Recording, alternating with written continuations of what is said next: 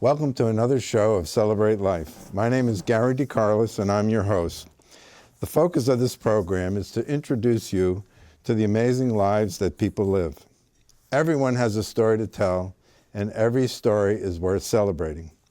If you would like to be a guest on this show, or know someone you think who would like to be a guest, please email me at celebratelife0747@gmail.com. Now, I would like to introduce you to today's guest, Gary Eley. Welcome, Gary. Thank you, Gary. So, where would you like to start? Well, probably, I think my earliest memories have become sort of key cornerstones of my life. And one of the earliest memories I have, my father was in the Air Force. He was stationed in the Panama Canal Zone.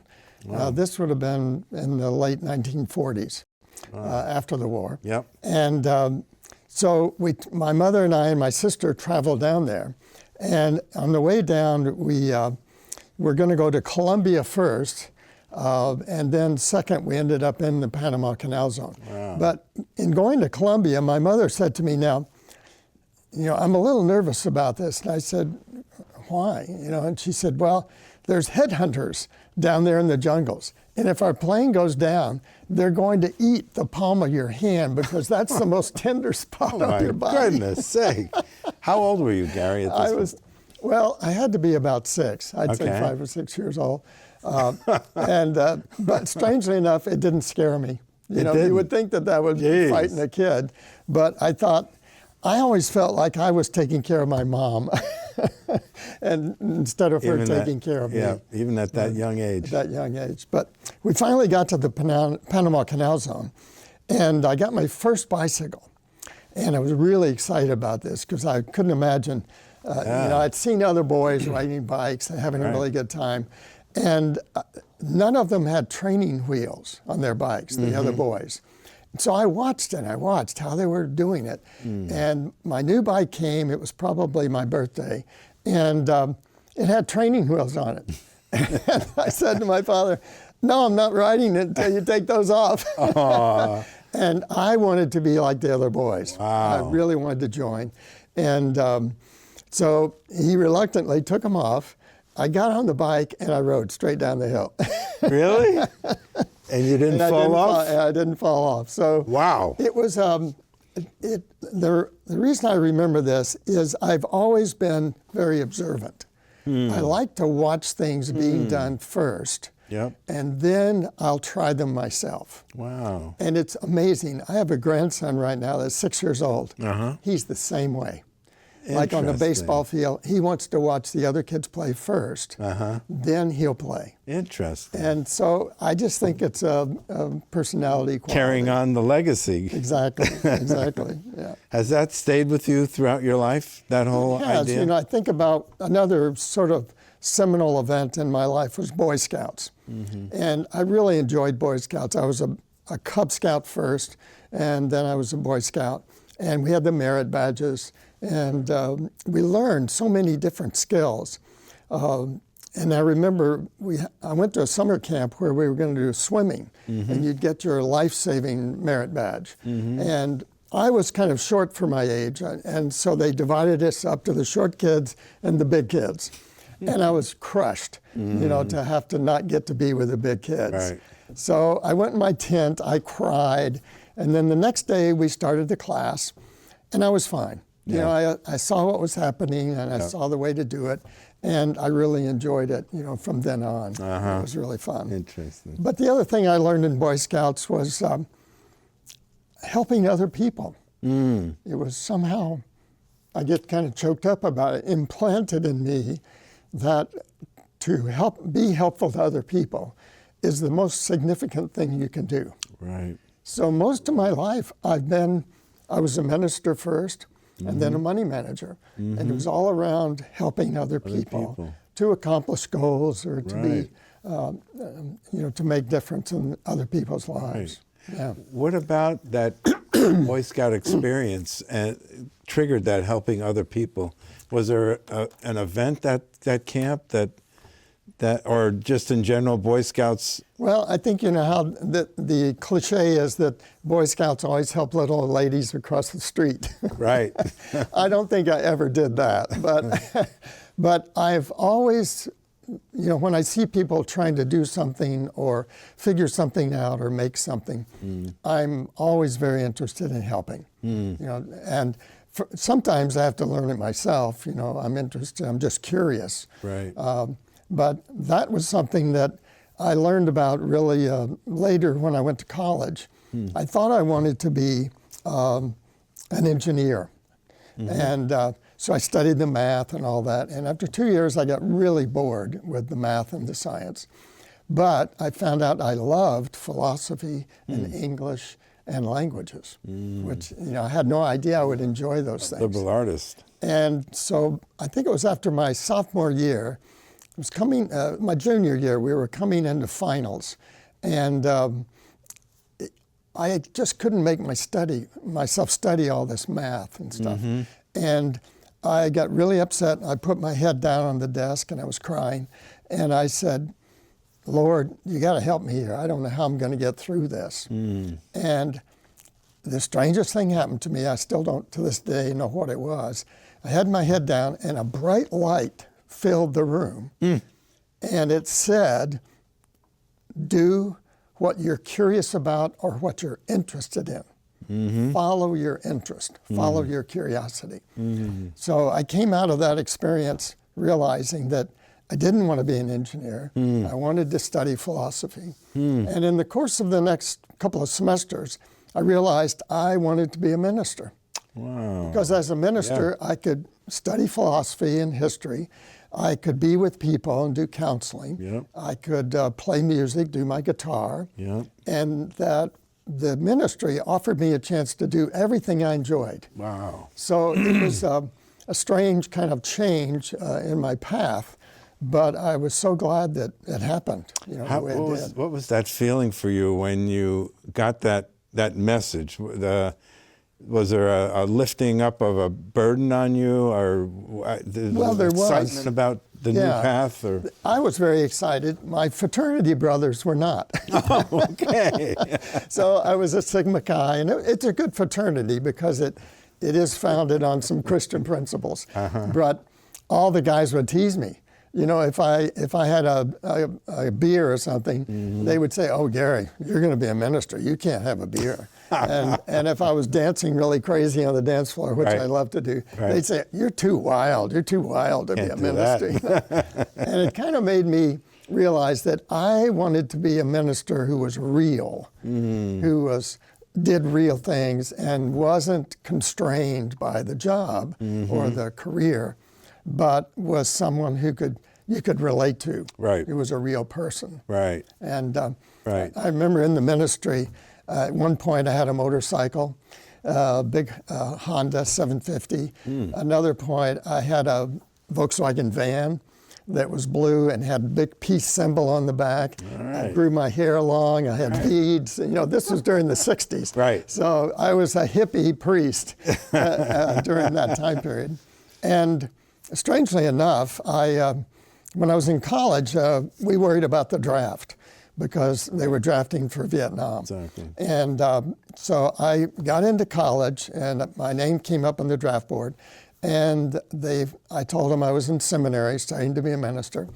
And strangely enough, they gave me what's called a 4D, and D stands for divinity.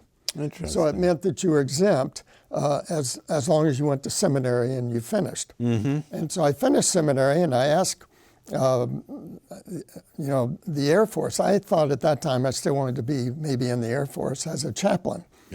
And they said, no, you can't be a chaplain until you have 5 years experience in a parish. Oh, really? So by then, the Vietnam War was over. So I never made that trip. But I remember my father was one of my heroes.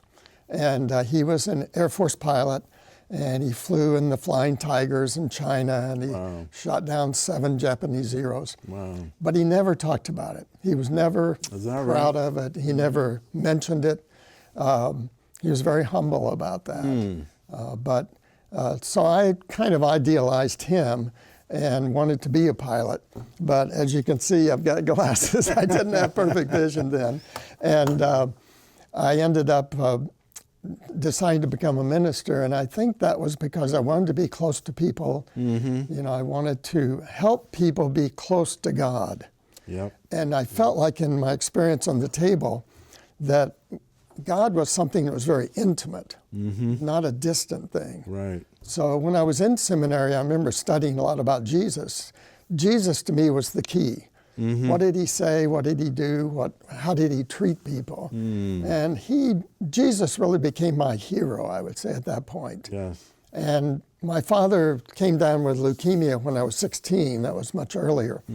And I think that I was looking for a hero. I was looking for someone to replace my dad. Yep. And Jesus really fit that mold. Yep. And fortunately, my seminary was very open, very honest about scholarship. They really examined the scriptures. They didn't just swallow them whole. Right. They would really look for reasons behind miracle stories and things Yes. like that. So it was a very liberal theological education that helped me when I got into the parish. And the ultimate giving person. well, you know, it's amazing, yeah. And I found that as a minister, what I wanted to do was teach parenting courses. Now, at the time, I didn't have any children, so it was a little weird to be teaching parenting, but I found this course called Parent Effectiveness Training. And it was a really good course about listening to your children, using I messages instead of you messages, and how to solve problems with kids, with your children. So I was teaching this course, and a lot of people enjoyed coming, not just to my parish, but in the community. And Where was this parish? this was in South Burlington, Okay. at All Saints. Okay. So I got to know a lot of community people. The church grew over the years. We probably had 100 families when I first came. We ended up with 350, Wow. 400 people by the time I was, there about 19 years. Wow. So, and then I started teaching marriage courses. Of course, I was married, and I also in my first marriage was not happy. It was a very difficult marriage, and so I wanted to help other people to Navigate their marriages. shoals of And marriage life. I probably secretly hoped it would help me too. Sure. But when we'd been married about 9 years and we decided to divorce, but very mutual, and I had a daughter that was 1 year old. But it opened me up to realizing that, marriage is not easy. Parenting is not easy. Those are very challenging things. Right. But those became the main things I wanted to do with my parishioners, Okay. to help them in their lives. Yes. So I was never really about trying to get people to be more pious. I was trying to get people to love each other, to communicate better. And to give them tools. It sounds Yeah. like you gave some tools that. and to be helpful Yeah. with each other. Yeah. I've subsequently written a book about marriage, and this is probably, I haven't finished it. I'm working with an editor right now, but the book is called The 5 Stages of Marriage. And the first stage is romance. This is where you fall in love. You think with the other person, but you're really falling in love with your idealized image in your mind of what that person could be like. Well, that lasts for sometimes 6 months, but sometimes 6 that's weeks. about right. And the next stage is disillusionment. And that's when you start looking at all the things you don't like about the other person that you thought you liked in the beginning. That's a short phase usually. And then the third stage is misery. Now, misery is where couples try to change each other. So Yes, the okay. women try to change the husband tries to change the wife. Does not work out. That is Doesn't misery. work well. And we use terrible things like guilt and threats and promises and all kinds of things to try to manipulate the other person, but it never works. And actually, I would say the Parent Effectiveness Training course taught me a lot about marriage effectiveness training. Yeah. And basically there again was to not use these ways of putting the other person down, but to learn how to negotiate getting your needs met. Like if one person says, well, I'm tired, I want to go to bed. And the other person says, well, I want to stay up and watch TV. That's okay. Yeah. One person can go to bed early. Exactly. You can negotiate like, I want to make chicken for dinner. Well, I'm tired of chicken. Well, how about beef? Okay, well, I have beef for dinner. There's ways to negotiate that, but don't resort to giving orders, commanding. It's not a win-lose type thing. It's not a win-lose. You want a win-win. A win-win solution. Yeah. The fourth stage is awakening. Now, awakening is where we realize the other person isn't going to make us happy. Being happy is my job. I've got to do what I enjoy. I've got to live the life I want to live, the career, those kind of things. Yep. And so in the awakening stage, we stop blaming the other person or trying to manipulate them. And we start looking at how do I make myself the best person I can be. It's very different from trying to reform somebody else. Right. That finally gives way to stage 5, which is basically called mature love. And that's where we learn how to love our children unconditionally, love our spouse unconditionally. When we go to work, how do we care for and love our fellow employees unconditionally? And how do we really love our society? How do we find ways that we can contribute to our community that are going to make our community a better place to live? Right. And John Kennedy said it best when he said, think not what your country can do for you, but what you can do for your country. Right. I was very inspired by that message. Yeah. So that book is one of the things I've been working with and learning about and Nice, Gary. and hoping to finish before my final days come. Uh-huh. Now, that makes me think about, in our discussion before, about what are those events in your life where you've had a challenge, Right. where things have been difficult. Yeah. 8 years ago, I found out I had pancreatic cancer. And it was a very strange thing. I went to my exercise class. My instructor, who was a nurse, she pulled me aside at the end of the class and she said, Gary, you're very jaundiced. I said, what do you mean? She said, you're yellow. Your skin is yellow.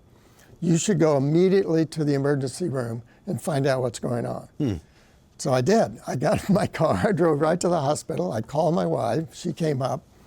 And the emergency room physician looked at me and he said, within about 10 minutes, he said, I think you have pancreatic cancer. And I was like, whoa, how can you say that? Because there's no biopsy, you don't know anything about that. And he said, no, I think you have a tumor that's pressing on your bile duct and it's going to have to be removed or you'll die. So I started chemotherapy, I went through radiation therapy, and by the 6 months later, I was in Boston having what's called the Whipple procedure. They take out part of your pancreas, your duodenum, which goes over your pancreas, part of your stomach, your gallbladder. They take out everything close. That's not essential to living. So that all worked, and I lived 7 more years until this past December. I noticed I was losing weight, losing energy, and they did some tests and did a CT scan, and the cancer was back in the rest of my pancreas, the remaining piece. Okay. So I had surgery. They took the pancreas, took my spleen as well, because it's the artery to your spleen goes right through your pancreas. Oh. And no way you can take one without the other. So now I'm diabetic. I learned to do insulin injections first, and now I'm on the pump, which is wonderful. Okay. And this Monday, I'm going to start chemotherapy again. Wow. So it's been a journey. That's, Wow. I would say, the most challenging thing that I've had to face. But I've learned that if I tell people what's going on, if I'm honest about my experience and my feelings, people are very loving back, very caring, very supportive. We have a class at the YMCA that's about 40 or 50 people. We work out primarily with Javon and also with Jill. And those people, I've told all those people. And when I went in for my surgery, they made this long banner with their names and their wishes on it. And I had it in my hospital room. So it's a very close-knit group. We talk with each other.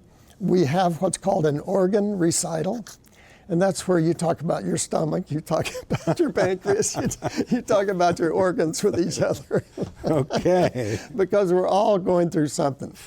Some people are I've seen people have hips replaced, knees replaced, dementia treatment, all kinds of things.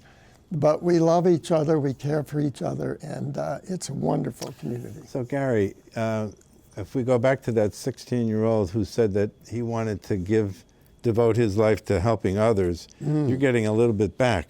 I am. It's like a bank account that you've kind of... Exactly. And now you're getting... Yeah, and I think I didn't realize until this happened to me that it's important to tell people how you're doing and to be really honest. If you're having a hard time in your marriage or your parenting or your health, it's better to tell the truth so that your friends can listen, can support you, and can share their struggles too, because they're having similar things. Yes. And so I've learned that probably one of the most important things I can do in every moment is listen and learn. Listen to what this person's telling me or saying to me. That's a wonderful... And learn from that. Simple yet powerful. Yeah. Listen and learn. Oh, yeah. Yeah, absolutely. And few, even with friends, I would say it's very rare that people step down into what's really happening. Rather, we all say, good morning, and how you doing? Fine. Right. But a lot of that fine is really not so fine. Not so fine, exactly. Right. But we don't allow ourselves to be vulnerable. Right. Which is, Another thing I learned that was, I learned that lesson about curiosity in college, that I should follow my curiosity. After being a minister for about 20 years, I realized I wasn't curious about it anymore. Okay. I felt like I'd done a lot of good things and I'd enjoyed them, and people loved me and I loved them, but it wasn't where my curiosity was. And my curiosity was on investing, how to invest your money so that it would grow. And I thought, that's kind of materialistic. And, and I thought, well, it's probably because you're just insecure. You want to make sure you're going to have enough money when you retire. Sure. So I decided to leave the ministry to pursue what's called the Chartered Financial Analyst certification. It takes 3 years to get that. And I did that, and I became a money manager. What surprised me was it was just another form of ministry, because my first clients were my old parishioners. Oh, of They course. came to me, they trusted me. They trust you, yeah. And so they were really wanted to be with someone they trusted. Yep. And so a lot of them started my practice, and then they told their friends, and it grew into a wonderful practice for 25 years. Wow. I was a money manager. Wow. And even then, when I would meet with people, we'd still talk about our spirituality, we'd still talk about our families and our health. And I actually found as a money manager, I might have been a more effective minister than as a minister. Why? And I think it was because as a minister, I always felt I was being paid to care. And you can't do that. You can't pay somebody to care about you. Right. As a money manager, I was being paid to manage their money. So I did that, and I did a good job of that with them. But my caring was free. So it freed me up to be able to kind of give of myself more in that way, I think. Wow. So that was a surprise that occurred as I evolved in that career. And how do I word this? Was it successful, your management? Did you manage people's money well? Yeah. It seems like a complicated field. Well, I thought in the beginning that I had to figure out what stocks to buy, what companies are going to grow the most. Right. And I focused on that a lot. But I kept hearing in the back of my mind or my ear, a man at, he's one of the big investment companies, he kept saying, if you just put your money in the S&P 500 and keep adding, just keep adding, don't move it, don't pull it out, don't put it back in, don't market trade. He said, you're going to be far better off than 99% of the professional money managers. Wow. And he said, because they can be hot for 5 or 10 years, but they can't be hot for 50 years. And he said, if you just stay with the broad market, where 500 are the 500 biggest companies in America. Right. So you're with Apple, you're with Microsoft, you're with Amazon, you're with all the big companies. Yeah. And they are the most successful. He said, you really don't have to figure out which company. You just have to basically keep contributing to your plan. Wow. So I used that theory, and I've worked on that theory with my children. I manage their investments for retirement. And I've got, my daughters have funds that have grown 200, 300%. Oh, that's wonderful. Over the last 20 years. Jeez, so it's pretty amazing. Oh, that's great, Gary. So I didn't need to be smart. I just need to listen to the wisdom of that. Yeah. Yep. So you said that when you were 6 years old, you went to Panama. Oh, yes. Right? Yeah, I forgot to tell that experience. In Panama, I got a fever. And the real fear was that it could be malaria in that area. So I was worried about that. And I had a blanket that was made by my grandmother. A beautiful quilt, just soft and wonderful to sleep with. So I crawled under that quilt, and I started sweating, and the fever broke. Wow. And so then I was fine. Wow. And I felt that quilt was significant. It was sort of a touchstone. So about 10 years ago, I've always known how to sew. My mother taught me how to sew when I was real young, and I made my sister a skating skirt. That's wonderful. And I loved it. To me, it was like mechanics. Yeah. It had nothing to do with being masculine or feminine. Right. It was just, this is a mechanical thing that you can learn how to do. That's fantastic. And so I made a blanket for my oldest daughter. Then I made a blanket for my next oldest, then my next oldest, and now I'm making blankets for my grandsons. Oh, that's great. And my family has been the most important thing in my life. I'd have to admit, though, that when I was a young father, I was there and I was working hard and creating my careers. I wasn't there enough for my children. And now that I'm a grandparent, I'm there more for my grandsons. Yes. And I've learned that I could have been there more for my own daughters. And now I'm working to make up for that. 2 daughters live locally. Good. So one daughter, we like to get pedicures together. So we go every 6 weeks. We get a pedicure, we have lunch, we talk, we have a good time. She's a school teacher. And then my other daughter lives here, and she's the one that has the 2 grandsons, Bo and Lane. And she and I are building things together. So we made a bookcase for her house and installed that. And now we're making a shoe rack for her husband's shoes. Nice. He has 12 pair of shoes, and they're all over the place.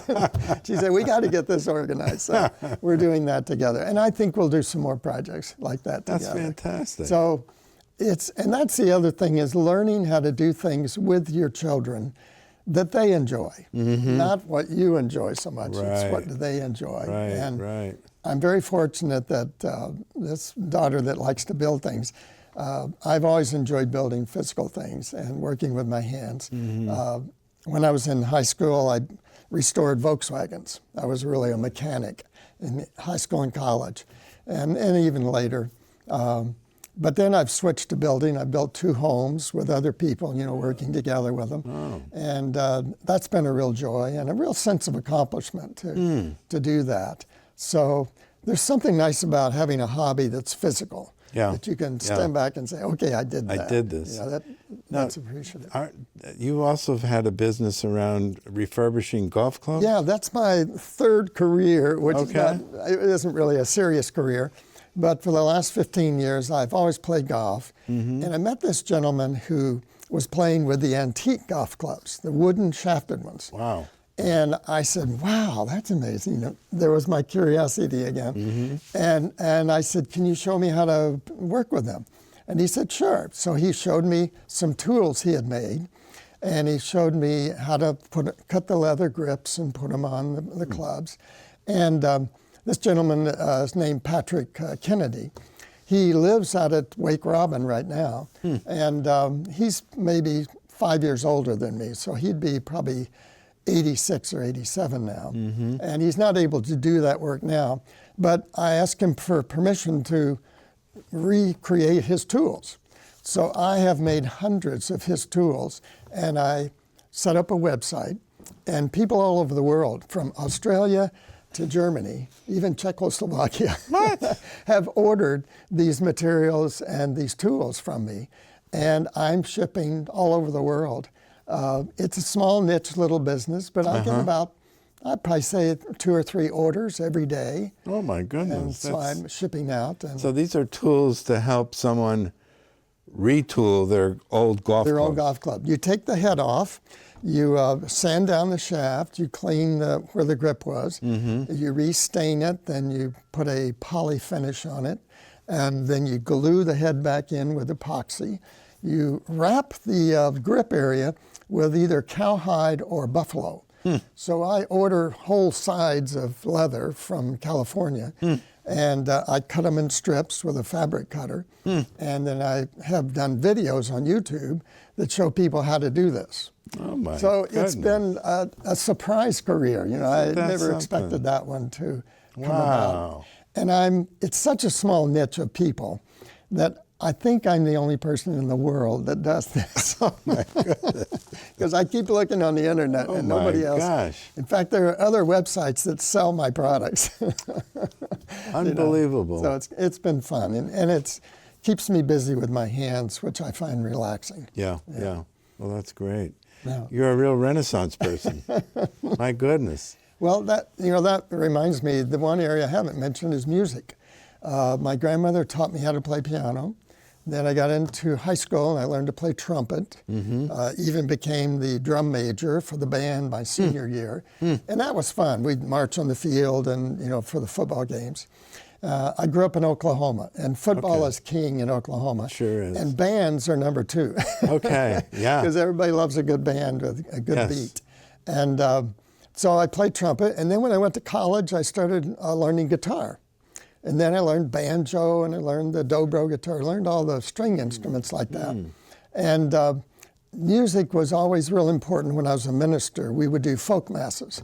So I would stand up front and play with my guitar, and we'd sing folk songs for the mass. That's wonderful. It's and I'm still doing music. I'm now back playing the piano again. Good. And I love Simon and Garfunkel songs, and so I play a lot of their songs on the piano. Do your kids have any musical interest? That didn't stick on my kids so far. But the mechanical skills did. And particularly my daughter, Whitney, she's very good with mechanical things and fixing things. And she got my geographical sense, like, where do I go to get to this place or to get to that place? She has a map in her brain. So that's wonderful. it's kind of fun to see some of your skills and abilities passed on to your children. Yes, absolutely. Yeah. Did, going back to Panama one more time, did you travel in other places because your dad was in the service? That reminds me of another story. Once my dad was stationed in Japan, and he was flying the B-27s, which are the big bombers, but he was not in the squadron that was dropping bombs on Korea. Okay. So this was during the Korean War. Yeah. He was in what's called reconnaissance, and his plane would take pictures of the bombing. Oh, Those pictures would be used for next day's bombing runs. Yeah. So I'm sure they did the same thing in Germany, during the war. So we moved over there for a year and a half. And on the way, a strange thing happened. We were in a ship, and it was rocking like crazy, and they didn't secure doors very well in the old ships. And one day, my sister put her finger close to the edge of the door, and the door slammed on it and broke the skin, so it was bleeding badly. So my mother was not there. We were old enough to be on our own. Yeah. So I yelled, "Help, where's the doctor?" And a steward came and got us, and so we went to the doctor's office. And finally we were there, and he fixed her hand, and it wasn't serious, didn't break a bone, fortunately. And all of a sudden my mother shows up, and I said, "How did you know where we were?" And she said, "I followed the blood." Can you imagine being a mother and seeing blood drops on the floor and thinking, "Oh my God, one of my kids is injured." Geez. So she was much relieved to see that my sister was okay. Oh, that's good. Yeah. Have we covered this great life of yours in the way you would like? I think so. I took a few notes and wrote down from your excellent questions. Any awards you've gotten over the years?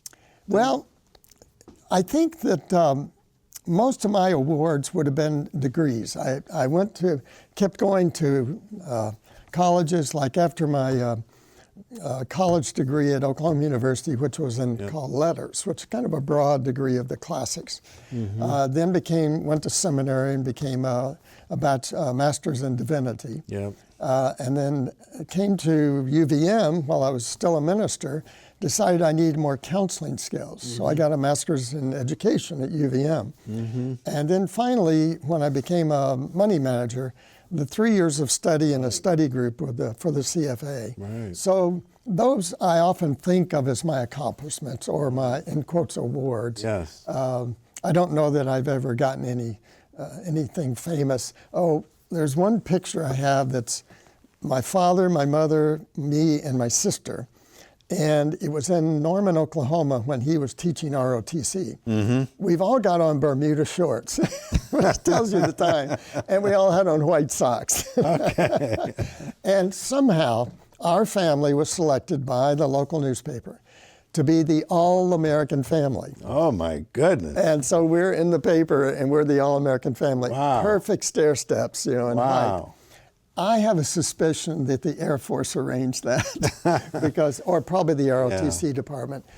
Probably went to the Free Press and said, we want to promote this professor who's doing a great job, and we'd like for you to do a special on his family. That was kind of fun. Interesting. Yeah. And the other thing, funniest thing I remember, back then, everybody smoked.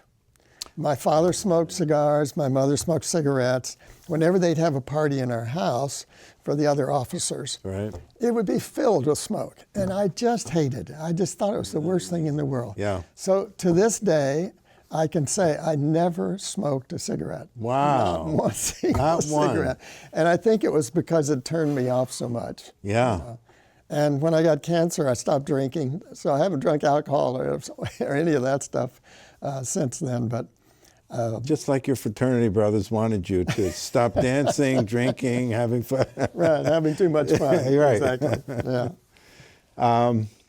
Is there anything that you would like to do in life that you haven't accomplished yet? I think what it's boiled down to me now is I'm very busy during the week. We're with the grandkids during the week. I work on my hickory workshop stuff.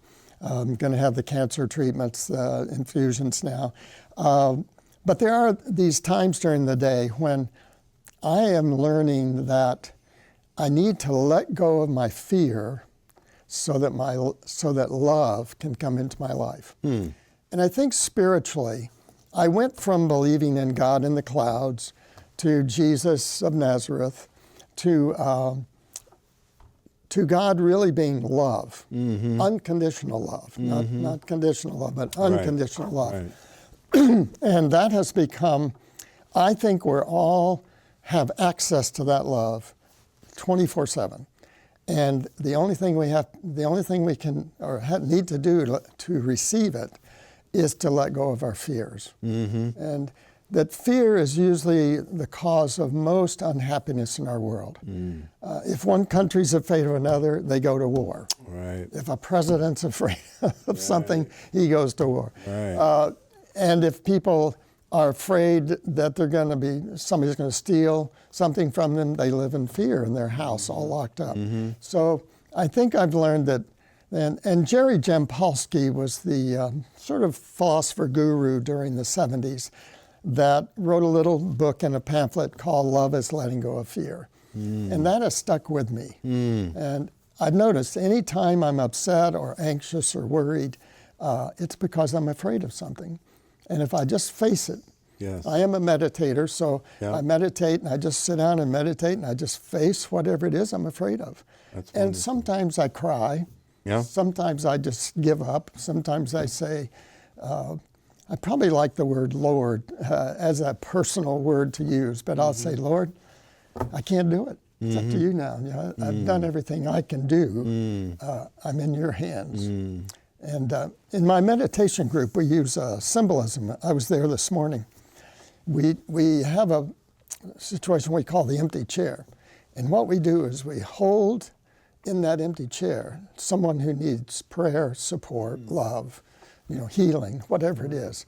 And so I sort of let go of the word prayer and let go of the word God, and focus a lot more on love.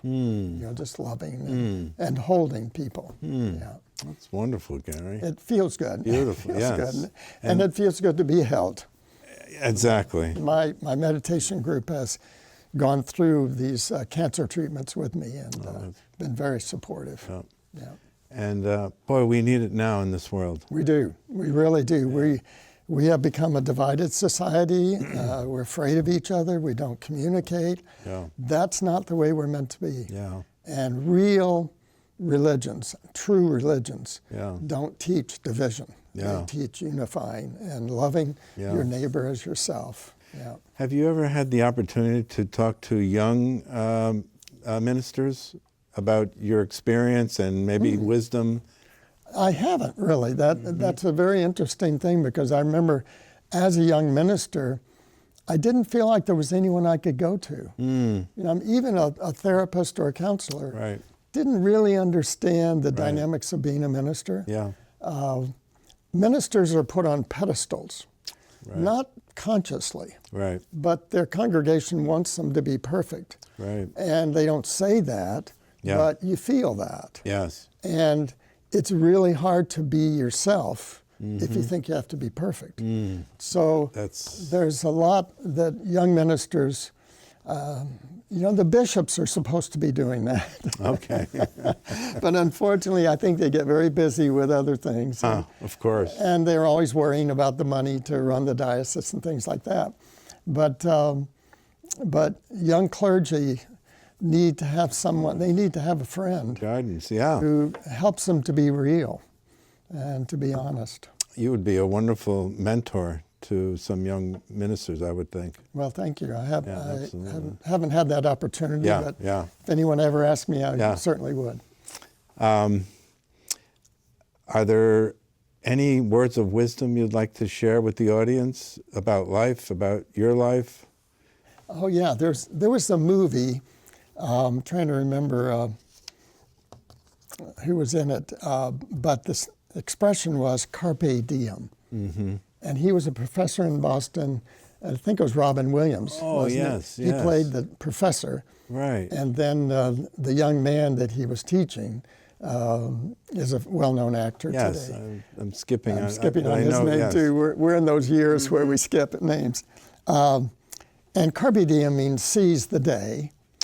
And I think that if one thing I would change in my life would be I'd seize more days. Those times when you thought, should I say this or should I not say this? Should I do this or not do this? There's sometimes when I was passive and I could have been more active, I think. Okay. And I say that as an extrovert. I'm an outgoing person. Yes. But I think for really important, deep things, I've found a lot of times if your inner voice is telling you to say something or do something, listen to it, really listen to it, because now is the only moment we can be in. Yes. I used to think, I counted on the future for a long time in my life, but once cancer came along, I stopped counting on the future. Right. I've tried living in the past, Right. regrets and sad things, but you don't get anywhere doing that. Right. Exactly. And a lot of people, I think, forget that right now is the moment. This is it, folks. If you're going to say goodbye to your husband or your wife and give them a kiss, do it right now before you leave. Same with your kids, same with your friends. Yes. Be there. Ram Dass wrote the book, Be Here Now. I love that book because it really taught me, be here right now for everybody, for each person you meet. The other thing I do unconsciously, and I've noticed that it helps people approach me, is smiling. I do a lot of smiling. And I've read that it takes fewer muscles to smile than it does to frown. Interesting. And it apparently releases a lot of Endorphins. Yes, Oh, yeah. into the body, right. Oxytocin, I think, things like that. I think I would recommend to people more smiling.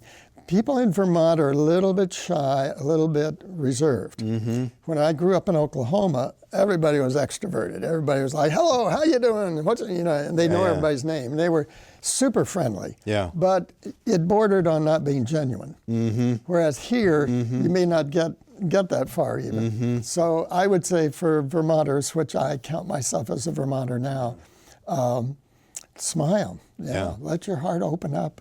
Yeah. Don't be afraid of your heart being broken. Yeah, that's a Charlie Chaplin song, Yeah, it is. Okay. Smile. Yeah. When your heart is broken. Yeah, even when it's broken. That's right. So, carpe diem with a smile. Yeah. Listen and love. Listen and love. When you asked me a question about people in your life that affected your life. Right. And a lot of times we think that has to be someone we know for a long time or someone that's famous, but it's not. In my life, I had a third grade teacher that one day I forgot to take my books home to do my homework.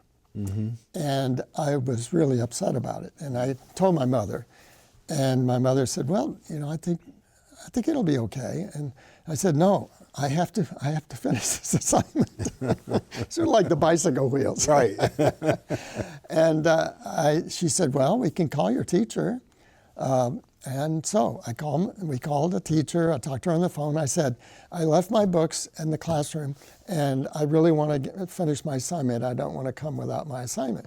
And she said, "Well, you come over to my house, and I'll give you a key to the classroom."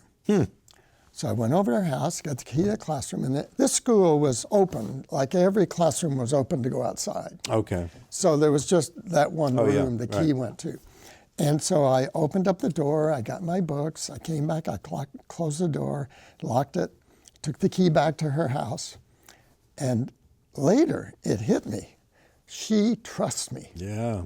She trusts me completely, not to mess up, not to steal, not to do anything wrong. Right. And that stuck with me forever. And I realized from that how important it is that we trust our children. Yes. Because when we trust them, they become trustworthy. Yes, absolutely. And when we don't trust them. Now, sometimes they're going to break our trust. There's going to be that. But that's the time where you forgive and you heal the relationship, which is important. Right. But having trustworthiness to begin with is so important. Such a wonderful thing she did. Yeah. And because you had left your books in class, if you didn't leave those books in class, you wouldn't have had that opportunity. She wouldn't have had that opportunity to trust me. To trust you, yes. Yeah, and I wouldn't have known that she trusted me. Right. So it was a wonderful experience. That's great. Well, it's been great having you on the show, Gary. Thank you, Gary. It's been great. We knew each other a long time ago, and it's been great to make this reacquaintance. Yeah. And I love what you're doing here, and I think this is so valuable. Well, thank you. Thank you. Right. Right.